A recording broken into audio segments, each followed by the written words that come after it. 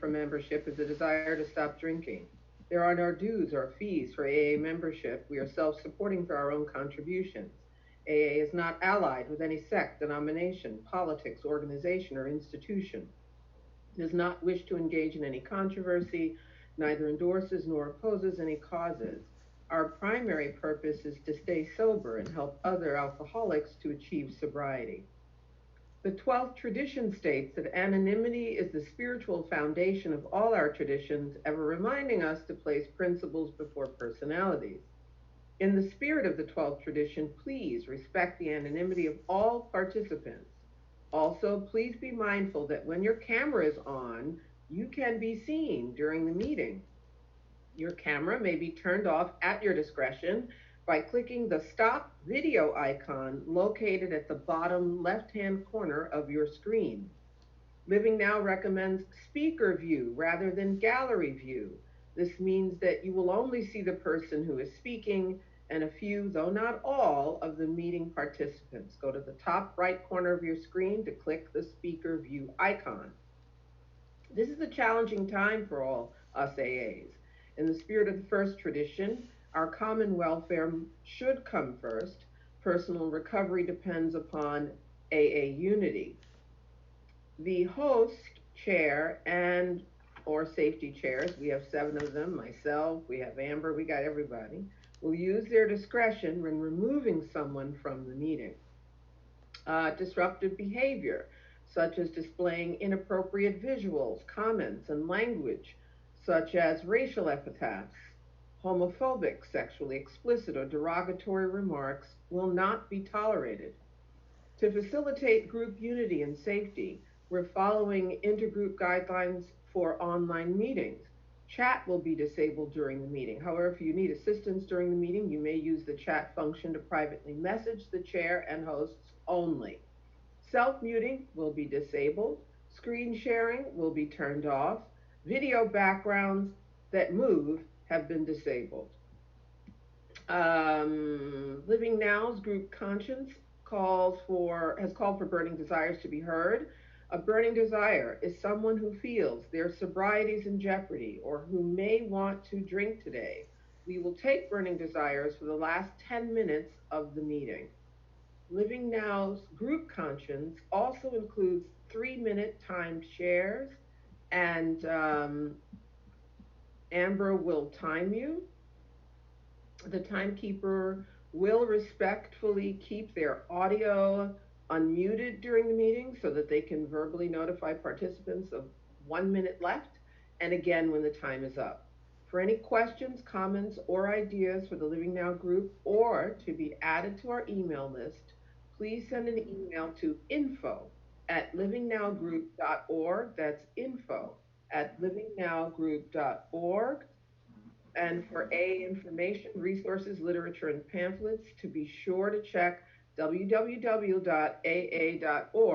And for all current AA meetings, go to newyorkintergroup.org. At this time, we have 10 online meetings a week. You can find them on our website, livingnowgroup.org. We celebrate anniversaries on the last Sunday of the month at 10 a.m. I don't know how I messed that up. Because of the nature of Zoom meetings, we ask that celebrants be Living Now members and that those members sign up for the anniversary meeting before the last Sunday of the month. To sign up, please send us your name and length of sobriety to anniversary@livingnowgroup.org.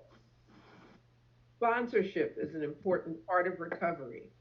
Um, a sponsor is someone who takes you through the 12 steps, answers your questions, and guides you through the program of Alcoholics Anonymous.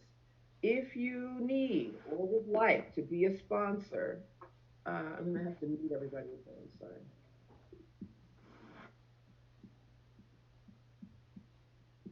Sorry. If you need or would like to be a sponsor, please email sponsorship@livingnowgroup.org. Include your name and phone number indicating your request or offer of service. Our sponsorship chairs will contact you. The seventh tradition states every AA group ought to be self supporting, declining outside contributions. Living now needs to meet our prudent reserve to prepare for future rent. We're not in the space yet, but we got to build that because we don't know if we will be. I mean, we don't know. Everything's unknown. So, for our rent and to support AA as a whole, you can make your seventh tradition contribution to Living Now Group at gmail.com via Cash App, Quick Pay, Zelle, Google Pay, or Apple Pay. Please contribute if you're able. If you cannot contribute, please keep coming back. We need you more than we need your money. Please note, we cannot accept Venmo or PayPal payments at this time. Our business meeting is held the last Saturday of the month at 11:30 a.m. All are welcome and all trusted servants are reminded that attendance is part of your service commitment. Okay, at this time, we'd like to recognize those counting days of continuous sobriety from 1 through 90. Please use the raise hand icon found in the participants box at the bottom right hand of your screen. I see one person, or is there only one person counting days? I doubt that. I'll unmute you so you can share your day count. Okay, let's see how this works. The first person is Daniel.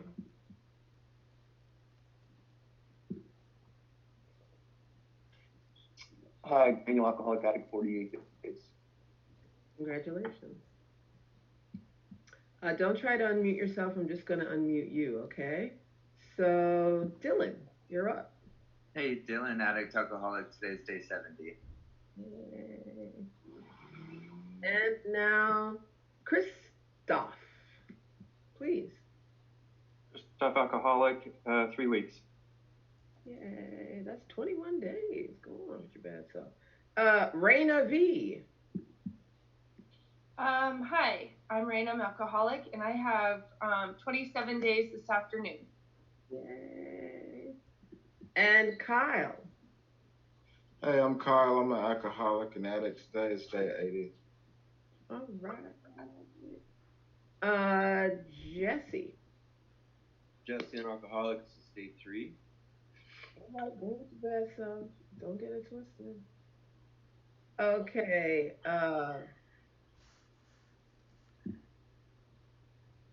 Sandy? Wow. Sandy, you count days? Hi, Sandy.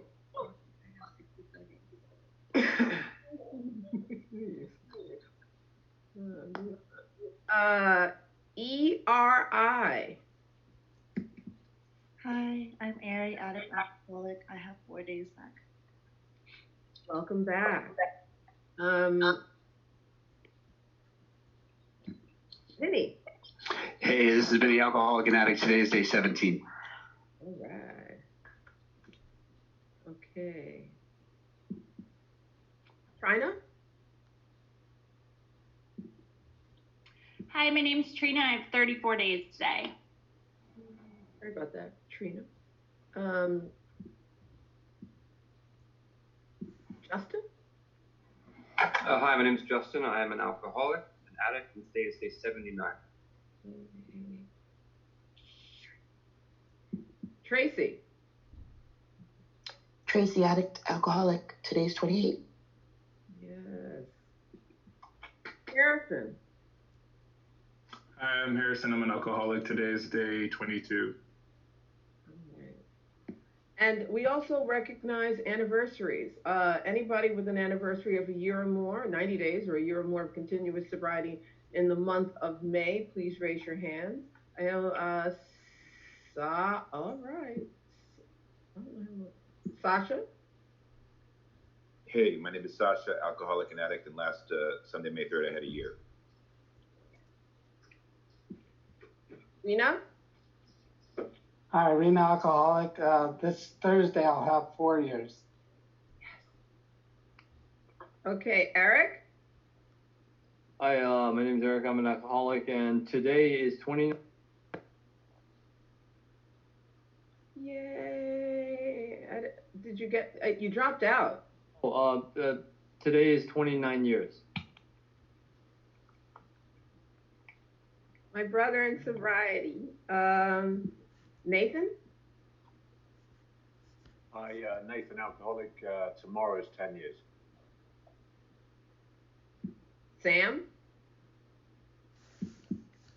Hi, Sam, alcoholic. Thursday will be 2 years. Tanner? Ooh. Let me unmute you. Don't touch anything. There you go.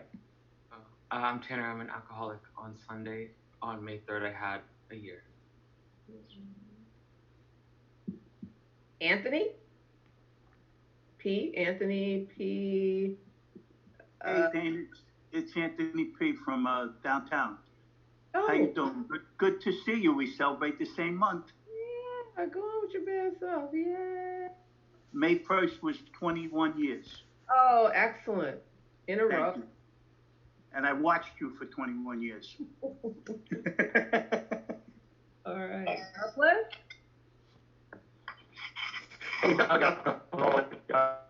92 days today. All right. Yes. Brother Prentice. Prentice alcoholic. May 16th will be 31 years. That's awesome, Prentice. Neil? Neil. That's 33 years. Oh, Neil. Great background, Neil. Love it. Victor? Ooh, Victor, I don't know what's going on. Yeah, I'm back here. Thank you, Dinah. As of May 6th, and May 6th, the past, I have 24 months. That's awesome. Katayun. Hi, I'm Katayun. I'm an alcoholic, and as of May 20th, I'll have 30 years. Yay. Ella. Hi, I'm Ella. I'm an alcoholic, and this month, on the 24th, I have 5 years. Fabulous. Vanessa? Hey, Vanessa, alcoholic, and this month will be 15 years. Yay. John W. I am John. I'm an alcoholic. Yesterday was 5 years. Jessica Greer? Jessica G? Hi, I'm Jessica. I'm an alcoholic, and God willing, on Tuesday I'll have 26. Yay. Allison? Yeah, hi everybody, Allison, alcoholic, and Tuesday will be 40 years.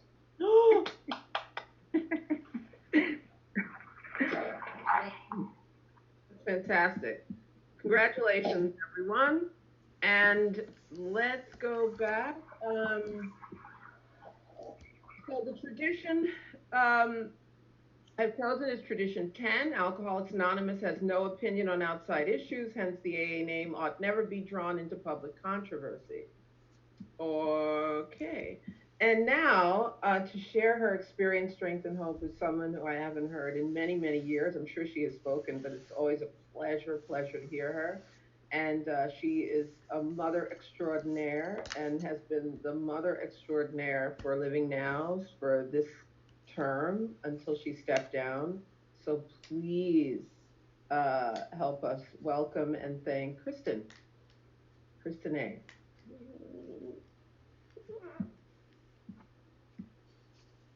Where is Kristin? Let me just find you on a second.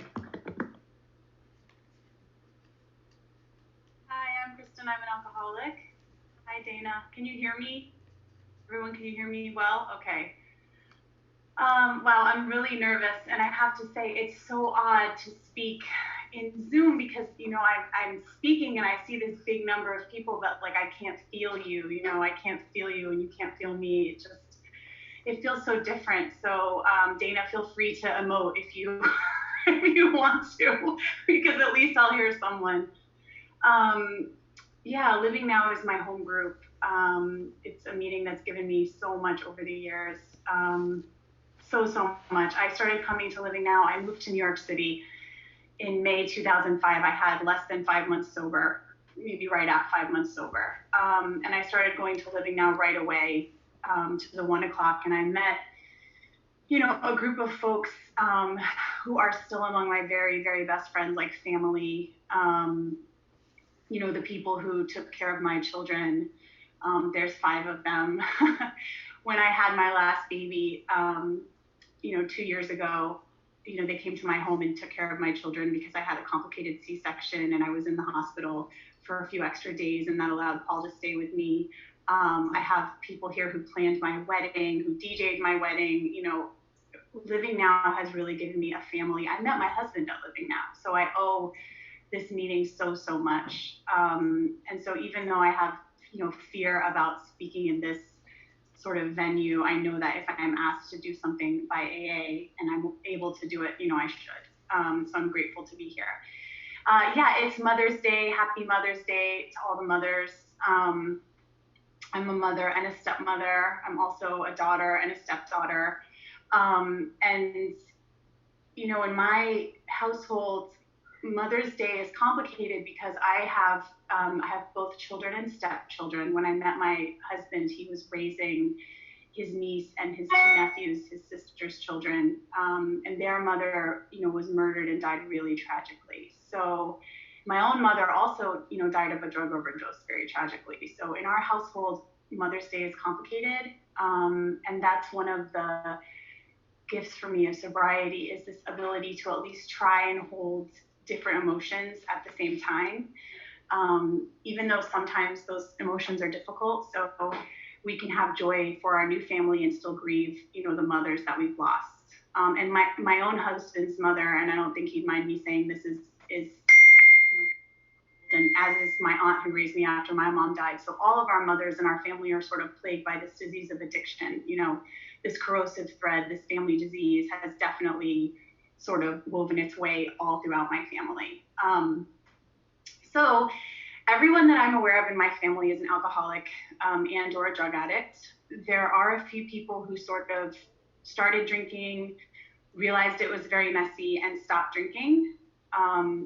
But I can't think of anyone who drinks socially. I never saw normal drinking at all growing up. I was born in Massachusetts. My dad's family was Portuguese. They were always like fishermen. They worked on the dock. That used to be a big industry there.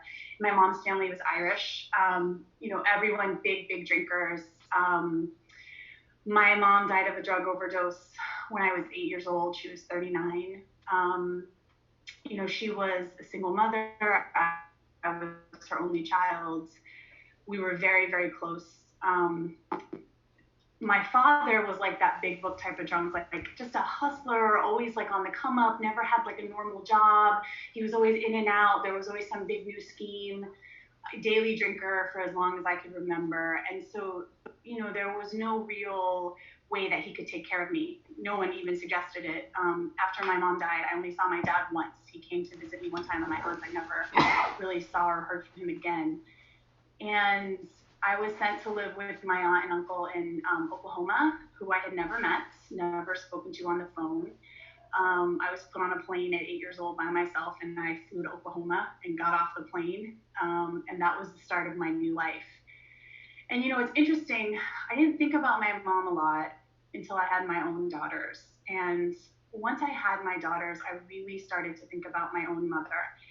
And I realized that my mother loved me because when I was handed my babies, I knew how to love them. That doesn't mean that it's easy, but I do think that I'm a loving mother. And I think that had I not gotten love when I was my own daughter's age, and my daughters are almost 2 and almost 4, I don't think I would even have that capacity. I think I would have a different experience. So I really believe that my mom loved me, and I remember so many things about her now. But, you know, self-knowledge avails us nothing. And she was a pill addict and an alcoholic, and she was not able to get sober, even though I do remember her going to AA a few times, you know, shortly before she died. I found out once I got sober that my own father's mother, who I never met, drank herself to death at 39. She left 5 kids behind. My maternal grandmother was an alcoholic. She died of lung cancer before I was born, but also a drunk. My maternal grandfather, once my maternal grandmother died, took off and left the kids drunk. And I don't actually know anything about my paternal grandfather. I would assume he's a drunk as well, but I don't know that. So what I'm saying is that there was a long history of alcoholism that I was very aware of. I consider myself to be a smart person. I never doubted that, even at the depths of the despair of my using. And I always said, I will never drink, and I will definitely never do drugs, and I will definitely never take pills, because I understood that my mom was a pill addict and that's what killed her. I remembered her taking the pills. And I remember so clearly being in Miami, you know, being young and partying with a girlfriend. She had this white lacquer dresser. It was like very glamorous, and crushing up pills and snorting them. And having that moment of thinking, like, don't do this, Kristin. This is what killed your mother. At least don't do this, right? And just snorting it. And that was very much my experience with addiction. My aunt and uncle, it was not a good situation for any of us. I have two cousins who I now call my brothers. We were raised together, my little brothers. My aunt is a really kind and very sick woman who's also sick with a pill addiction and an addict and mentally ill. And my uncle's a really cruel and sadistic cop who is now in jail for the second time, who abused us in, you know, pretty much any way that you can think of. So it wasn't a good place to live.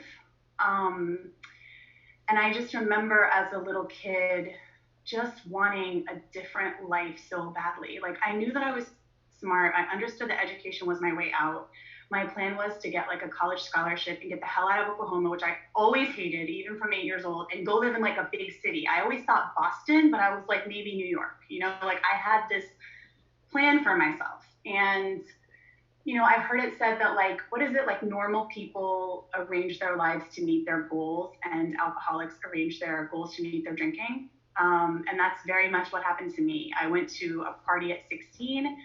David Jang offered me a Taco Bell cup full of straight vodka and said, Kristin, I bet you won't chug this. And just like Bill Wilson, all the warnings of my forebears went out the window and I chugged it. I loved the way it felt. I felt normal. I felt pretty. I felt like I could talk to boys. You know, I was really plagued by like my high school, like it was kind of like the Breakfast Club, like with the like cliques and the class and the right side of town and the wrong side of town. And like, you know, we were from the wrong side of town. We didn't have money. We didn't have the things that I thought would make me okay. I didn't feel like I was okay. I didn't feel that the way that I looked was okay. I had this constant inner dialogue of like self-hatred. And if people knew, they would hate me, and they already hate me. I'm not pretty enough. I'm not skinny enough. I'm not blonde enough. I'm not rich enough. I'm not, you know. And alcohol just quieted that. And I felt that click that they talk about. And I felt like, this is just how I want to feel. Alcohol turned on me really quickly. I think I like skipped school for the first time, like smoked weed, lost my virginity, terrible, terrible, terrible circumstances, like emotionally devastating to me as a young girl within a week. And, you know, I was blacking out within, I don't even know if it was a whole month where I was blacking out. I was always a blackout drinker. And the way that I drank my last week of drinking was the same way that I drank my first week of drinking, which is to say that I was a binger. I just point that out in case there's newcomers here. I never drank every day, never got high every day. It doesn't mean I don't belong in AA. We have this definition in our book of an alcoholic being someone who either can't stop drinking or once you start can't control how much you take. I was the latter. I could stop. Like, I mostly only drank on the weekends. And so I could go to work, I could go to school, whatever it is. But once I started, you know, I would black out. And once other substances came in, that got worse because I could stay awake longer.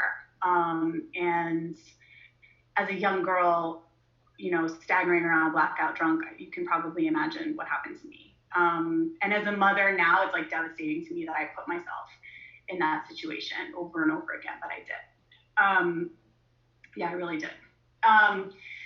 Anyway, I did a lot of crazy stuff to try and escape my addiction. I joined the Navy when I was 19 because I thought Oklahoma was the problem. I kind of still think Oklahoma was the problem, honestly, but being in the Navy, no one will be surprised, did not get me sober. It did curtail me greatly for like a couple years, and I think that that was good, and it kept me off drugs for a few years, which was good. But within a few years, I got married very young. You know, he turned out to be a violent alcoholic. It was a really bad situation, and as soon as we split up, I just remember thinking, like, what the hell am I going to do now? And I just called friends and immediately jumped right back into the party scene, which I had been out of. And I always say when I qualify, because I need to remember that I got high and went to work, knowing that if they gave me random urinalysis, which they do, I would have ended up in the brig. I would have been dishonorably discharged. I would not have the life or the career that I have now, because a dishonorable discharge follows you. I am not a risk taker. I am a rule follower to the extreme. I just want to do everything right. So the fact that I drove onto that base day in and day out, knowing is today the day that they're going to check my urine, it just shows me how sick I was and all the scams I came up with to try and prevent that from happening. I became the supervisor. I wrote the schedule, putting myself on the ships where they wouldn't catch me. It was all bullshit. Like, they could have caught me, and I'm just very lucky that they didn't. I got out of the military and I started going to school, and I've always, until I finally graduated from graduate school, I always worked in restaurants and nightlife. I went back to that. And, my drinking was just really getting out of control. I was doing things that I always said I would never do, like drive drunk. That was a big shock to me that when I began doing that. It had been years that I didn't do that.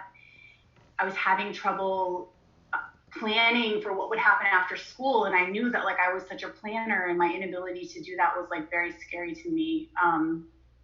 And what happened is that I kept trying to stop that whole thing in the big book about, like, swearing off with and without a solemn pledge. I was always trying to stop and change substances and change the way I did it, and this time it will be different. And what happened is that New Year's Eve 2005, I went out and this woman beat me up really badly in the club of this gay bar in Jacksonville, Florida, because I was kissing her girlfriend. And I'm not even gay, so, like, I got beaten up for no reason. But she really beat the shit out of me. She cut me all up with her rings. She blacked my eye. My eye was all full of blood. And I had that moment that they talk about where I just said, if there's anything out there, if anybody is listening, if my mother is out there, if God is out there, if anyone can hear me, please help me stop drinking. I will do anything. I will even go to AA. And there's no way I would have gone to AA without my face looking the way that it did. Like, my higher power knew, what I needed. And so I went to AA in Jacksonville, Florida, which is where I was living, and parked in the back and had all these ideas about, like, auditing it and checking it out and And I heard in the beginning, like, just come to meetings even if you keep drinking. Just come to meetings. It works better if you don't drink, but just come to meetings and see what you think. And I also liked this idea of, like, a 90 and 90, because the type A in me was like, I'm going to do a 90 and 90. I'm going to do it perfectly.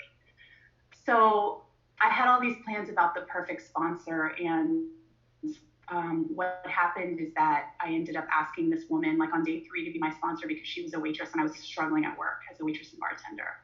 And she did help me, and she took me through the steps for the first time, and I'm so grateful for that. And that was really, my first exposure to 1, 2, and 3, which is, like, this idea that I was powerless over alcohol, which I understood, and that my life was unmanageable, which I didn't understand. I really believed that I had things under control. I was so insane that I didn't even know how insane I was, honestly, until probably 10 years into sobriety, because I remained very insane for years in sobriety. This is sponsoring, doing step work, having a home group, going to meetings. I was a fucking basket case, completely insane. The last time I spoke at Living Now, which was, I think, over 10 years ago, the night before, my boyfriend at the time and I had broken up, he left all my shit on my front door in a trash bag with a note that said, if you ever show up at my house again, I will call the police. And he was warranted in doing that. That's how crazy I was with 5 years of sobriety, in meetings almost every day. I was, some were sicker than others, and I was insane. I don't do stuff like that anymore, not quite to that extreme. And then, step 2, this idea of, like, being insane and needing to be restored by a higher power. And then in step 3, asking that higher power and, turning my will and my life over to that higher power. I no longer believe that that is, like, some decision that I made, that up until that point I was in control and now God is in control. Like, I don't look at it like that anymore. I now think that it's sort of like whatever my God is has always been in control. But in step 3, I make a decision to sort of surrender to the process and what is meant to happen. And over the years, I have developed a relationship with a loving higher power. And so much has happened since I got sober. I ended up meeting a man, like I said, at Living Now, who had 3 children that he had adopted, his niece and nephews. And then we ended up having 2 more children, and we're both alcoholics. So you can imagine that that can get very live and hectic sometimes. By far the biggest joy of my life is my children and my marriage. And by far the most difficult thing in my life is my children and my marriage.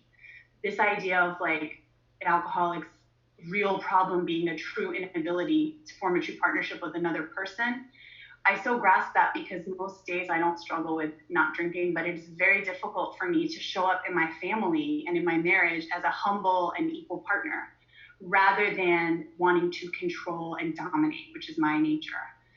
And that's where I think 4 and 5 and 6 and 7 come in, because it's this idea of like doing the inventory, right? Like writing it all down. And in the beginning, I thought it was like, I'm like sharing my secrets, like confession in the Catholic Church, and that absolves me. And like, I don't look at it that way anymore. Now I think it's just this idea of like, the sponsor is my guide who's going to sit with me. I'm going to get all this stuff out. They're going to help me to see it. And then that gives me the chance to ask God to remove it. And for me, having so many small children and a husband with a very strong personality, and I have a very strong personality, for sure it's always anger. That's what I'm always working on now, asking God to remove. Please help me with my anger, help me with my judgment, help me with my self-righteousness. Those are the things that crop up for me now. And, it's a beautiful journey, but it's a difficult journey. I have an 18-year-old stepdaughter who is not here. She left the house and didn't want to live under our rules and chose to live with her grandma and has kind of bounced around. And, she probably needs a seat with us. And it's so difficult, because I'm so angry at her. Why doesn't she want what we're trying to give her? Why doesn't she want to go to school? And that brings me to 8 and 9. I had to make an amends to her yesterday. And that was through the process of having written inventory, shared it with a sponsor. Sponsor told me to make the amends. I didn't want to make the amends. I drug my feet. Finally, it became clear, in a family session, the boys, my stepsons, pointed out to me that like the fact that I'm not speaking to their sister is painful for them. And that motivated me to make the amends. And so I called her yesterday and made the amends. And looking at my part and realizing that like, as a parent, I have a right to set a boundary, of course, but I don't have the right to judge and excommunicate you from the family and how could you, and who am I? I was an addict too, right? She's 18, like she lost her mother in terrible circumstances. I can set a boundary. You can't behave this way. But everything else is my bullshit for me to resolve with my own sponsor. And so I felt really good after I did that. And I also wanted to share that, my father, who I never found, he was on that list of amends for me to make. And I was afraid and I didn't reach out to him. And I found out a few months ago that he died in August. He died of cancer alone. No one in the family knew. And it devastates me that I didn't find him and just go see him again before he died. Like, what was I afraid of? I'm not a little girl anymore. Even if he had rejected me, I would have been fine. I have a loving family. I have all of you. And so I just want to say, if like me, you're dragging on an amends, make it.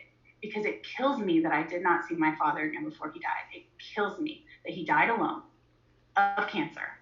And that he didn't know that he had a daughter out there that still loved him. He had grandchildren, He's one of us. I'm sure he was probably drunk right up until he died, which is very sad. And so, that brings me to this idea of like 10, 11, and 12. I'm not the best at 10. I do, when things crop up, this idea of continuing to take inventory, I do share it with a sponsor and I do process it. I don't do a daily written 10-step, and maybe I should. 11, I'm good about prayer. Meditation is so hard for me with little kids. Since I had my children, I've totally given up on meditation, and it's an excuse because I could sit in the living room with my eyes closed while they're watching Bubble Guppies, right? Which is time that I used to do this, right? I do this. So I have time to do this bullshit and read Twitter and decide that I could run the country better and get really angry.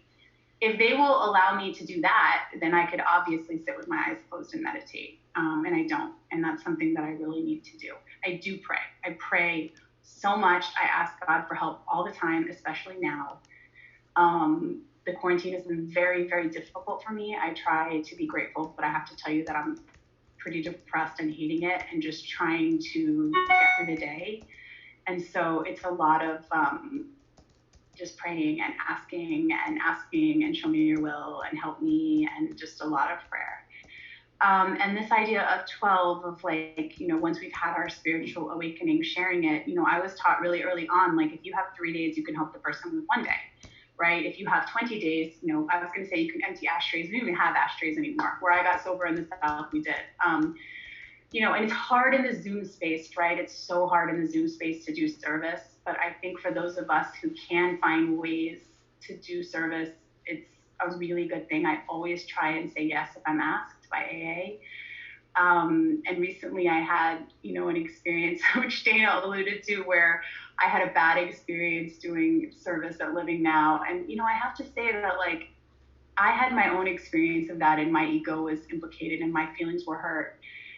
And it worked out so much better for the group, because now we have an overall chair and a steering committee that reflects the diversity of the group, which is a good thing. Like, we are a brown and black and white group, and our leadership should look like that. And now it does. And I see that, like, the new steering committee is like having open meetings, which is amazing. That never even occurred to me. And Amber's sending out like all these newsletters, and it's all organized, and it's like they're doing such a good job. Everything's better than it was. And so it's like, you know, I have a higher power. Living Now has a higher power. Like, Living Now has a higher power, which is caring for Living Now. And the group is doing great. And it's always good for me to be humbled, even if I don't like the experience. So I'm grateful for it. I choose to be grateful for it. And I'm grateful to have been asked to do service today and to just be a part of this amazing, crazy, vibrant, huge, nutso meeting, which has just given me so much. And I've met so many, you know, wonderful people over the years. And I can't wait to be back in the physical space. And I love all of you guys. Stay safe. So thanks.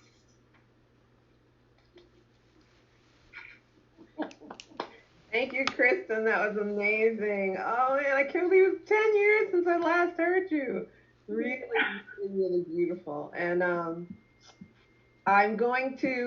there are people who have raised their hands to share, and I will call on you. I need to announce that both Zoe is celebrating, so she has to unmute herself so she can tell us how much time she has. Zoe? I'm Zoe. I'm an alcoholic. God willing, on the 24th, I'm going to have a year. Yay! And then Ahmed, who's going to be one of our speakers, Ahmed is celebrating. Ahmed? I'm an alcoholic. On the 18th, I'll have 14 years. Hi, you guys. Okay. So, now we're going to go to a show of hands. Amber will time you. So listen, it's a 3-minute share with a 1-minute warning. And the first speaker is going to be Neil. Hey gang, Neil, alcoholic. Understand all down there. Neil, you have some kind of a feedback, and I'm not sure what it is, but your sound quality is in the toilet. I don't know why. Come back to me, okay? I'll try. Come back to you. It might be your headset. I'm not sure. It is. Okay. I'm gonna mute you, and we're gonna go to the next person, who's Alexis G. Hi everyone, I'm Alexis. I'm an alcoholic.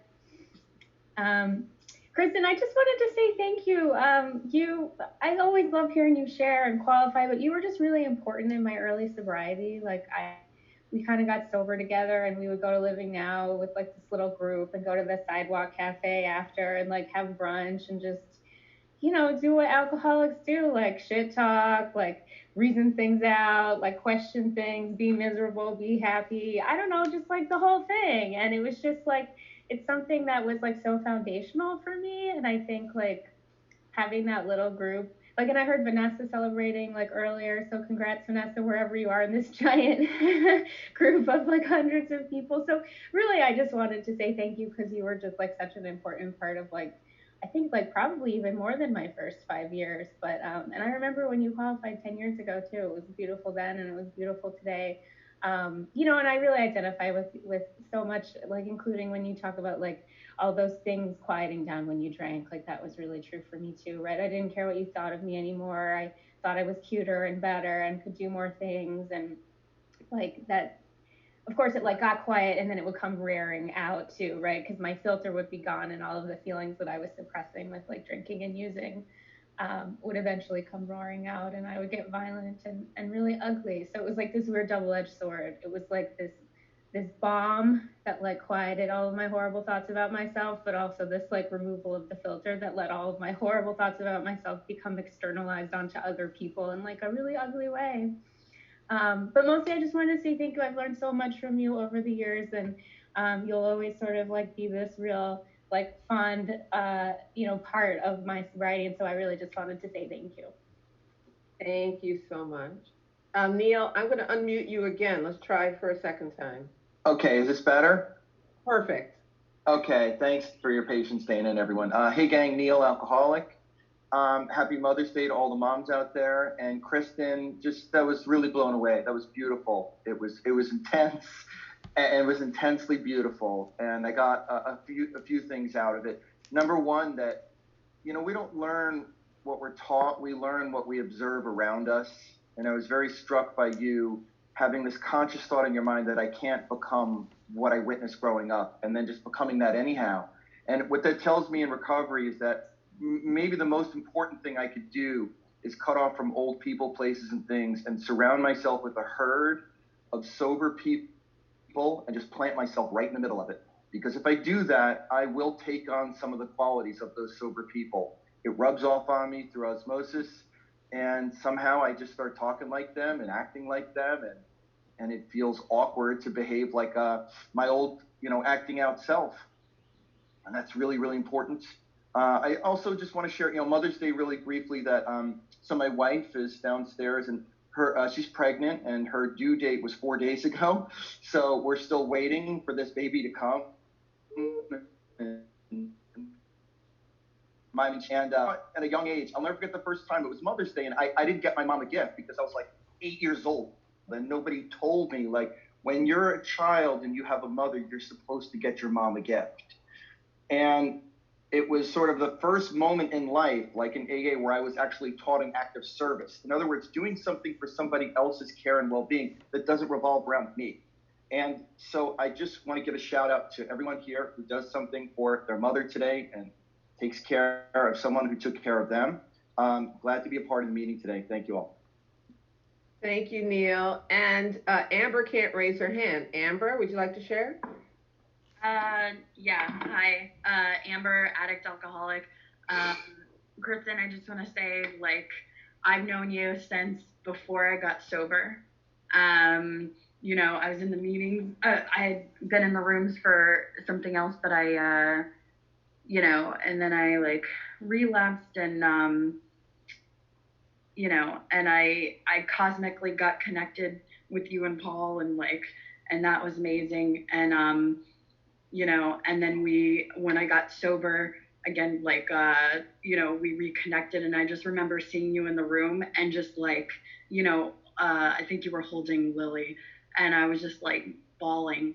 And, for me, like, especially during that first year of sobriety, like, you were super important, because you guys, I guess, taught me kind of like what sober living was, and how to deal with that, like with stress, and like, and just continuing to show up. Like, I think that that's one thing. And like, you got me involved my first year in like, and doing the decor for the Living Now for the anniversary meeting. And like, that was the whole thing. And just seeing your leadership, it was like, it was amazing to me. I didn't know how you like coordinated all that. And then you just, and then you kind of like shared that with me, and it was awesome. And it's something that I still use today, like in my professional life and personal life. And just I know your story because I've had you speak for me, at meetings that I've chaired before, and but every time I hear it, I still like, I still get emotional. I'm still shocked. And yeah, no, I value you. I value you and Paul and your whole family. You guys are family to me. and I just love you guys so much. And I didn't know you were speaking today, so then when you got on, I was like, oh my God. And I'm like on all these like different group chats and whatever, and seriously, everybody is just flooding me in with like, she's amazing, oh my God. And I'm like, I know her. Like, which is to only say, you know, that I've been blessed to know you. And it's really amazing to hear. And I love how you shared like through the steps. Like that's my favorite, because you were like, here's what happened to me, but like here's how I dealt with it. And like you went like all the way through. And like, you know, it's you know, the amends is hard. Like it's like, you know, but dealing with things like head on, like that's how we, you know, that's how the promises come true for us, because like we do the work. If we do the work, then we have these things that are like promised to us, and that's like really amazing. And I loved hearing your message, and you look gorgeous, and happy Mother's Day. Thanks. Thank you, Amber. Lisa B, let me unmute you. Thank you. Hi, my name is Lisa. I'm an alcoholic. Kristin, it was so great to hear you. And, you know, I have difficulty. This is my first time sharing in a Zoom meeting, and I was just compelled to raise my hand because so much of what you said really resonated with me. You know, I also was a rule follower, not a risk taker.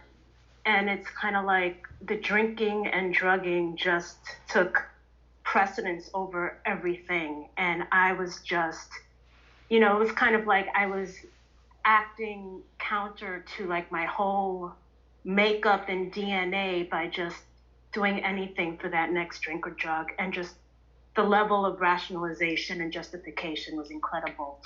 Happy Mother's Day. And I want to just share that what really compelled me to raise my hand is when you talked about finding out about your father, and how it kind of really eats at you that you weren't able to connect with him and, you know, make the amends or let him know about, you know, his family. And probably the most difficult time in my sobriety was in 2015. You know, I was working on my amends list with my sponsor, and I was making amends, and I kept putting one off. And it was a college roommate that I really owed an amends to, but I kept saying, oh yeah, I'll take care of it. You know, I'll get to that, you know, later. And I just kept putting it off. And it turned out that she was killed. It was a murder-suicide. And it was just I had so much trouble, like just with my sobriety and anger and rage. And, you know, what I just took away from that is that if you have a chance to tell someone you love them, tell them. If you have a chance to tell someone you're sorry, just do it. And, you know, nothing is promised. And we, especially like in this environment, like we just don't know what's going to happen. So when you just have that chance to let someone know that you're thinking of them, that you're sorry, or that you love them, just tell them. And that's kind of my way of just dealing with focusing all that anger and sadness and regret, is just, you know, let the people who are in my life today know that I love them. And I'll just wrap up by saying that, you know, it's a perfect, your story is like a great example of just like living two different lives in one lifetime. I think, you know, your story is really beautiful. Like there's pain in there, there's heartbreak, but there's just so much love and beauty. And it was just wonderful to hear you. So thank you. Thank you. Howard and Kristin? Kirsten. Hi, I'm Kirsten. I'm an alcoholic. Hi, Kirsten. Hi, Kristin. I hate that I can't see your face. God damn it. I was so happy when I texted you this morning and you said you were speaking. I am so grateful that I have known you for so long, and I feel like this is something that keeps coming up for me lately. Hearing your story, I've been talking to Paula about it a lot. Also, is like the whole thing that even in sobriety, there's these extended periods of time where we just have to stay alive long enough for the change to happen, you know? And like, for you, it was like random horrible dudes. And, you know, it was like, God, like if we just, like, you know, I mean, A, we're dealing with alcoholism, B, we're dealing with like whatever we were handed throughout our early lives. And like, then here we are trying to make this like promised beautiful life that we hear about in the rooms, and we keep running up against ourselves. And, you know, through God, through fellowship, through everything, like slowly getting past that. And it is the thing of like, you know, it's just another version of like, don't quit before the miracle. And like, you know, anyone who meets you now just sees this like powerhouse of like beauty and strength. And I'm so grateful I like got to see some of the struggle. Like it helps me, especially right now, to be like, okay, we just have to get through this. You know, like that's our whole job. And however we're doing it perfectly. So long as like we're not drinking or, you know, burning my house down and driving my fucking car off a cliff. Like, so I don't want to cry too much. I love dearly the fact that Vanessa's here and Alexis is here, and like, you know, I'm thinking about Miles, and I love you very much. Thanks so much. Issa? Oh, hey, I'm Issa. I'm alcoholic. Thank you for your share. I see you sit not next to me, but usually across from me on the stage. And you say hi to me from time to time. I hear you share from time to time too. I see you. So I appreciated, you know, I'm sorry I missed. I wish I had caught the whole thing, but I heard your last bit, and I appreciate what you come off as very real to me. You know what I mean? And that's not something that I always experience with people. So I just want to say I thank you for your share and other shares too. And you as a mother, and it's cool that you're speaking on Mother's Day. That's dope. I appreciate all the parents who do their best. Like, you know what I mean? My relationship with my mom is not, it's zero. It's kind of absent right now because, you know, I decided to transition.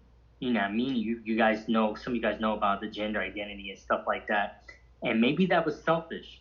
You know what I mean? That I didn't sit and wait for other people to get on board if they ever would. You know, it doesn't seem like she will, but you know what I mean? Somebody talked about, you know, and I'm not making a sobby story. It's not about that. I'm laying out what's going on, and that's that. You know what I mean? And so, you know, but, you know, I still try to, I'll text every now and then. Like today, I even texted her Happy Mother's Day. Irony, because there was always a lot of friction, and I always felt she, you know, at times it was like broke my spirit in a lot of ways. And but I'm not dependent on her or nobody for that matter. I'm working on me, my higher power, and rebuilding my own spirit. And so you can't depend on no human for that. You know what I mean? Like you can be like interdependent, I feel like, but like you can't really like depend on no.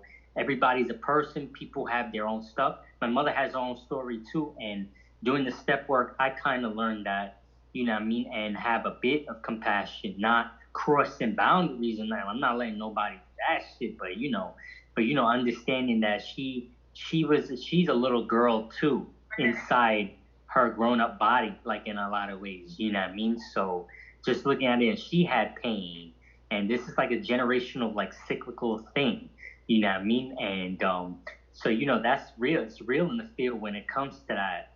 So I appreciate you talking about your stepdaughter in regards to that. You know what I mean? You know, when I see people, is it time?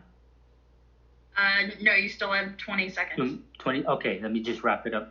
So like, yeah, that's all I wanted to basically say. I'm doing my thing with my art, my poetry, and my boxing.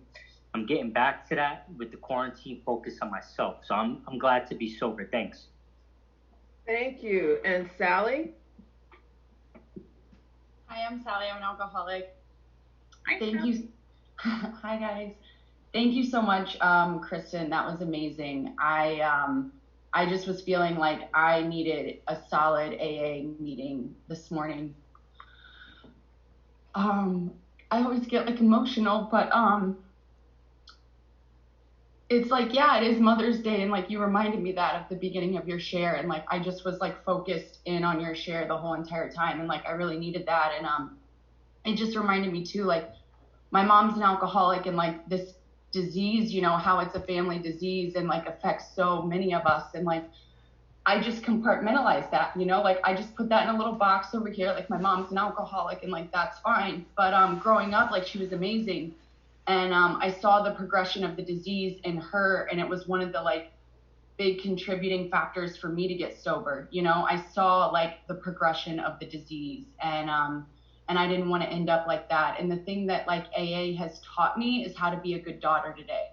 That like it doesn't really matter about my mom, but it's like more about me and like how I show up to be a good daughter, and like I'll still call her, and like maybe I only talk to her for 10 minutes because she's never sober when I call her, and like that's okay, because it's like I get to be a good daughter and like send her a Mother's Day, like package and stuff like that. So anyways, it was good to like think about that, and I just loved your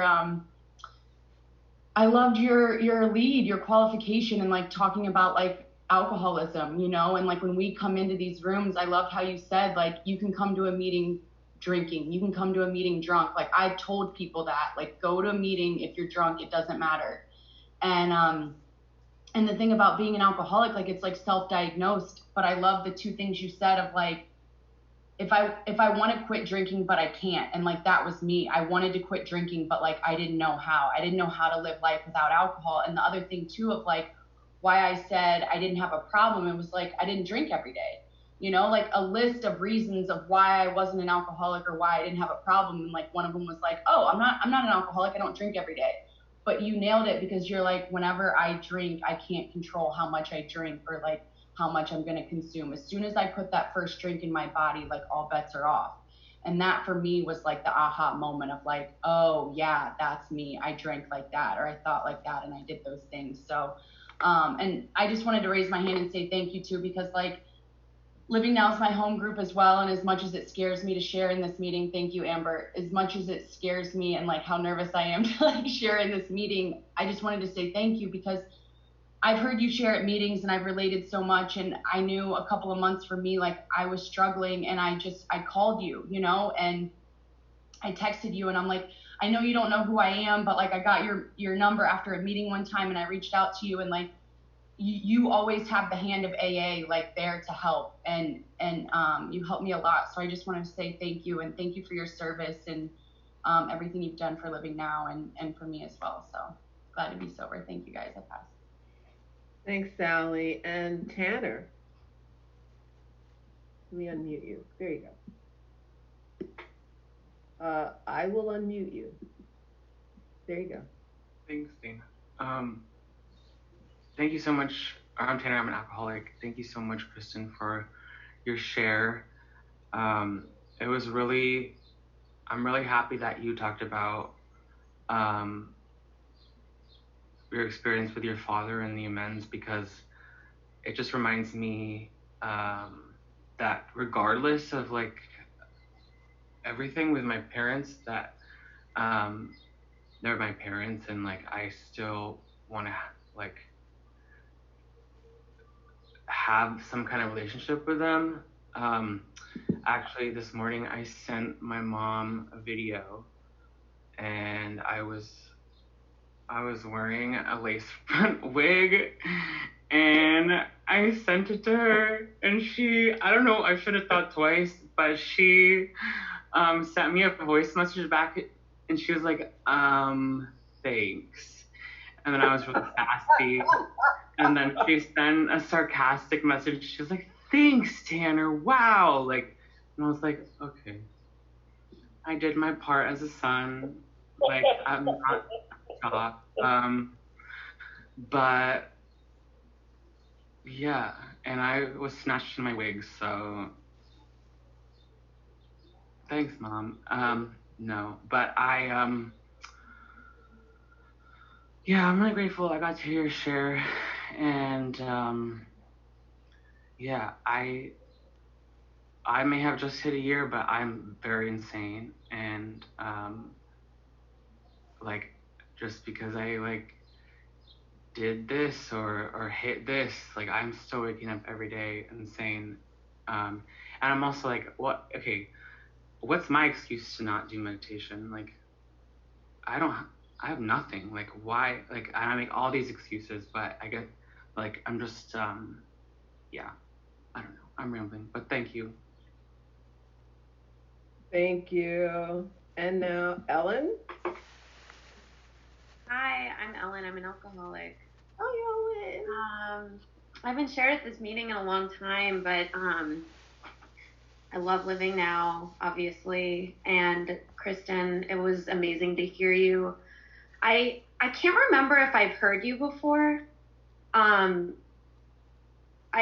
felt like I had no option but to share today because you just told my story in so many ways. I was also a binge drinker, and the fact that I was a binge drinker kept me in denial for a really long time because I thought, well, I don't drink every day. I'm not drunk at work. I can stop for, X amount of periods of time. But, I was the kind of alcoholic where once I started, all bets were off. Once I started drinking, like you talked about being a rule follower to the T, except when you drank. And that is me. I am a rule follower, Capricorn, do it all perfectly the way I'm expected to, the way I'm asked to, except when I drink. When I drink, I don't care if you're married. I don't care if you're dating my best friend. I don't care what drug it is. I don't care how much I eat. I don't care what I say. I don't care where I go. I just don't care about anything. And I was the kind of drinker where I would go out, black out, do whatever I wanted, be all over the city, probably go home with a stranger and eat like an entire pizza to myself. And then I would wake up and I would hungover, shaking, I would go to the gym and like run on the treadmill for an hour and eat salads all day, like to punish myself. It was completely unmanageable and crazy. And I also appreciated you talking about just like the struggles you have today, and being depressed and having anger and, like I find myself, and talking about your parents too, like I've made my amends to my parents, and I find that even today, like the only thing that allows me to have like a good relationship with my parents is acceptance. Like my parents haven't changed. They're the same people they were when I grew up. My dad is still drinking. He's still an alcoholic. My mom is still like extremely codependent. Still kind of act like a kid, and I feel like I have to take care of her. But what allows me to have a relationship with them is just learning to accept them exactly as they are, and like you said, stop trying to control them and other people. And I can be really hard on myself for the feelings I have today. Like quarantine has been really hard for me. I'm alone with my cat, and God bless my cat, but he's not a human, and I miss humans, and I miss physical intimacy and closeness with people, and I get really depressed. And my biggest thing is, you talked about when you drank, you felt like you were pretty enough and all those things. And I remember getting to college, I always thought I was like pretty enough and cool enough. Once I got to college, I went to school in Southern California at a private school, and beautiful. Oh, thank you. everyone was rich, everyone had all the things, and when I drank, I felt I'm good enough. And now that I don't drink, it's like cultivating that feeling of being good enough without the alcohol. And sometimes it's good, and other days it's not. But I always have this fellowship, and I'm grateful for that. So thank you. Thanks, Ellen. Gil. Hi, my name is Gil. I'm an alcoholic and drug addict. Thank you, Kristin, for your honesty. It was wonderful. It was a great lead. And Dana, thank you for your service. I'm part of like the Living Now diaspora. The 1 o'clock was my home group. I used to live on St. Mark's and 2nd, and just would spill out of my apartment because I couldn't get up early, even in sobriety, and go over to the 1 o'clock. And, you know, there were people there that had the same honesty that you had, and I appreciate that about Living Now. It used to have a reputation around the city that if you wanted gratitude, go to Living Now because everyone's so low bottom. But I think it wasn't that. I think it was that they were honest. They didn't, you know, just say, you know, quotes from the big book or whatever. They were gut-wrenching honest about their feelings, and I still appreciate that. And I was thinking about amends also. My mother died of cancer 10 years ago, and I made amends with her beforehand. And so I didn't have regrets then, but I do have regrets about how I was when she was dying, you know, and I'm thinking about progress, not perfection. I couldn't be perfect in those circumstances. I think that's a setup for myself to think I can be perfect in this program. And so I do have regrets, and I wish I could make more amends to her, especially for those last few months. So what I'm trying to do is be different with my father. And he lives in Colombia, and I was visiting him a couple of years ago, and we were in a salt mine that's built 500 feet underground. There's a cathedral there in a town called Zipaquirá, and he made amends to me. So it was so amazing. So I'm calling him now. That's my kind of living amends. I'm trying to be there for the people in my life. And in that way, I feel like I'm making an amends to my mother, you know, that I can't make now. There's so many people on my ASAP list that I was cruel to, thank you, that I can't make amends to. But I can be a better person to other people. And in that way, I'm making amends. You know, I think the universe can have that kind of expansiveness in it. And I woke up today pretty anxious. You know, this is getting to me now.